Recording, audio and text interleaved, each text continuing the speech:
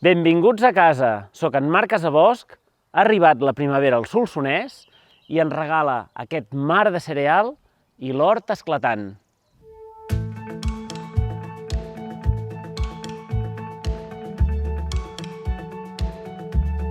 La primavera a l'hort és un període molt singular perquè, primer cop d'ull, quan t'hi fiques, penses que la primavera és una època molt fèrtil, però en realitat fèrtil ho és, però de fruits, de collides, no n'hi ha moltes. Per tant, avui sí que és cert que està tot ple de flors, hi ha molt brot tendre, però de fruit n'hi ha poc. Avui ens centrarem potser en el que seria el fruit estrella de la primavera, les maduixes i els maduixots. Quan parlem de maduixes o de maduixots, ens estem referint a un cultiu que és plurianual. Què vol dir plurianual? Plurianual vol dir que el tenim en un mateix indret de l'hort durant molts anys. Per tant, cal buscar un lloc permanent, que no sigui un lloc de pas, i que li haguem de promoure unes cures com si fos un jardí, perquè realment és una planta vivaç que la tindrem sempre. Coses de les maduixes i els maduixots molt interessants. La primera és un cultiu que necessita aigua i aliment. Com promovem que hi hagi aliment? Promovent que hi hagi una bona capa d'encoixinat.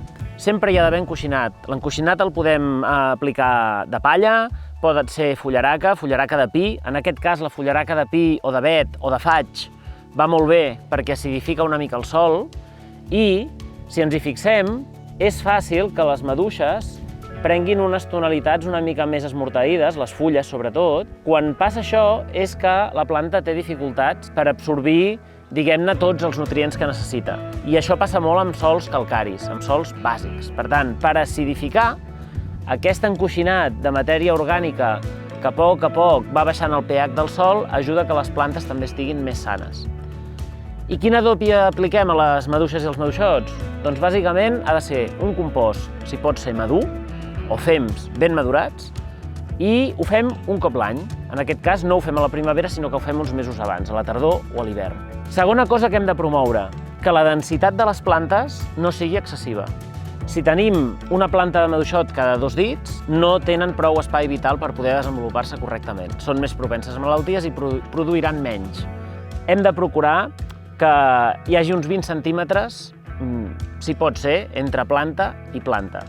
Amb les maduixes de bosc, amb maduixa petita, no és tan important perquè té molt a veure amb la mida del fruit. La maduixa de bosc ja està preparada per viure de forma més densa i atapeïda. L'altre tema és el del reg. Ha de ser constant, ha de ser regular, sobretot en època de producció. Si bé és cert que a la tardor i a l'hivern podem no pensar en el reg de les maduixes i els maduixots mai, si de tant en tant plou, a partir del mes d'abril, i sobretot maig, juny, juliol, agost, necessitem regar.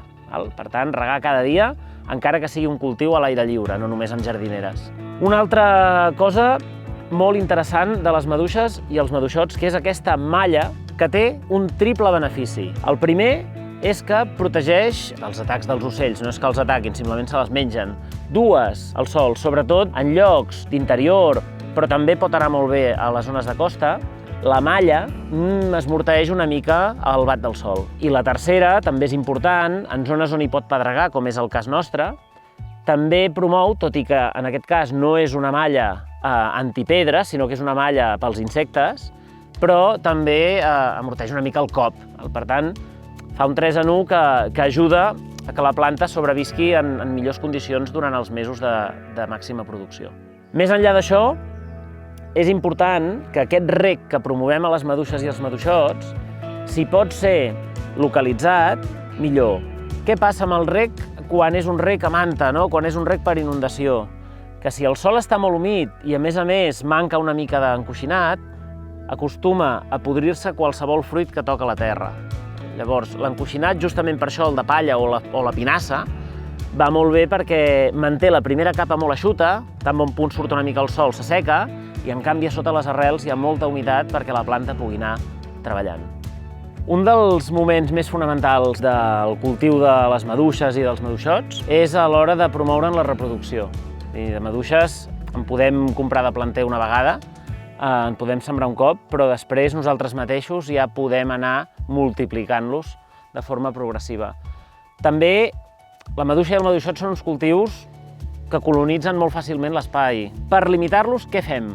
Just quan comencen a treure aquesta mena d'antenes. No tallem, no arrenquem, simplement els agafem i els introduïm en un test, en una jardinera. Dius, va, ja tenim una maduixera nova. Bueno, de moment tenim un projecte de maduixera. Llavors això l'única cosa que fem és anar repartint uns quants testos d'aquests i els deixem entremig del cultiu. Llavors, durant 1 o 2 mesos, començaran a treure arrel, però ja els tindrem arrelats en aquest test. Quan ja estigui arrelat, llavors sí que podem tallar aquest cordó umbilical, aquesta antena, i ja tindrem la maduixera lliure per poder ser trasplantada allà on vulguem. I això mateix també ho podem fer quan fem una aclarida durant la tardor o l'hivern, que tenim molta maduixa, molt maduixot, doncs agafem algunes de les plantes que, entre cometes, ens fan nosa, perquè no respecten aquests 20 centímetres que havíem dit, i les trasplantem i les guardem quan ja estiguin ben arrelades per posar-les a qualsevol altre espai del jardí o de l'hort. La millor conclusió pel cultiu de la maduixa i el maduixot és la mateixa que per la majoria de cultius plurianuals, per la majoria de cultius perennes, que viuen de forma permanent al jardí o a l'hort. I és que per collir-los durant la primavera i l'estiu hem d'haver fet molt bona feina a la tardor i a l'hivern, amb l'adob, amb l'espai i amb tot el que tingui a veure amb la cura del sòl allà on les cultivem. Si ho fem bé, poques o moltes, les acabarem assaborint.